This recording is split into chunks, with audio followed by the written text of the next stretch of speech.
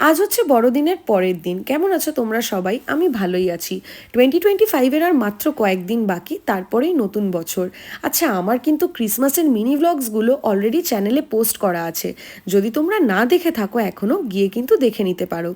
সকালে উঠে bed clean করে ফ্রেশ হয়ে আজকে আগে আমি ড্রেসিং টেবিলটা একটু গুছিয়ে নিচ্ছি। ওই উইকলি একদিন করে করি। তারপর বানিয়ে নিলাম জিঞ্জার ওয়াটার।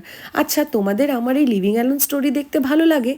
কমেন্টে জানিও, তাহলে আমারও এরম মিনি ব্লগস দিতে ভালো লাগবে। আর এখন তো বছর প্রায় শেষ, তাই সেরম কাজের চাপ নেই।